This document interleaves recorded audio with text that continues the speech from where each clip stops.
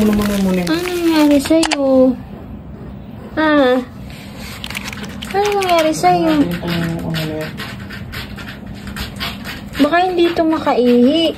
Kaya nga po, parang maggamatan na lang yung Hey guys! So for today's video nga ay isi-share ko sa inyo yung nangyari sa aming tabby cat, which is si Jiro. And alam nyo ba guys na sinugod namin siya sa veterinary clinic ng alas 12 ng gabi or ng madaling araw dahil nga napansin namin na hirap siyang umihi. Buti na nga lang guys ay may bukas pang veterinary clinic sa lugar namin, and sa mga oras na yan ay nasa loob na siya at chinecheck na siya ng doktor.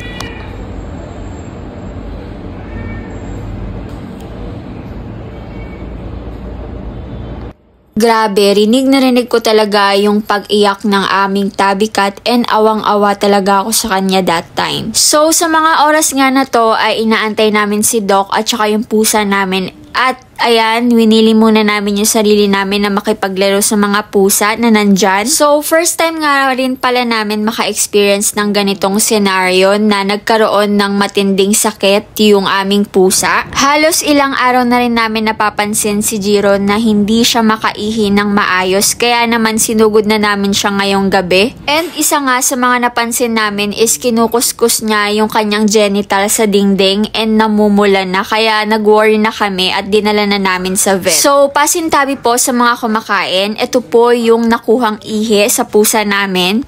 So, sabi ni Doc is may problem na nga yung kanyang pag-ihi, and makikita naman na medyo madilaw na at medyo may konting blood stain yung ihi niya. And isa pa nga is may nakita daw sila Doc na konting crystals dun sa ihi niya. Kaya naman nag-request si Doc na ipa-blood test namin si Jiro, and para din ma-check kung okay ba yung kalagayan niya, and titingnan yung kanyang kidney. Ayan pala si Jiro, kinulong na muna namin siya. And ayan, awang-awa na rin ako sa kanya, and inaantay namin yung reseta and result. So, based nga sa result niya is kailangan ni Jiro uminom ng mga gamot, and niresetahan kami ni Doc ng antibiotic. Niresetahan din kami ni Doc ng urine acidifier, urine supplement, and yung para sa platelet niya dahil nga bumaba. Habang inaantay nga si Doc, ayan, nakipaglaro muna kami sa mga pusa dito, and tingnan nyo naman, napaka-cute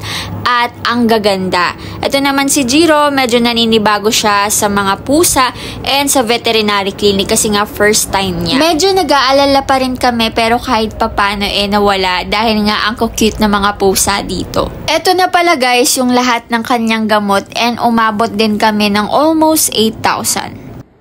Guys, ang gastos naman. Nagpabit ang mag-ama. Nagpabit kami dito guys. So, alas 2 na madaling araw. So, ayan lang muna for today's video. See you on part 2 tomorrow. Thank you guys. Bye!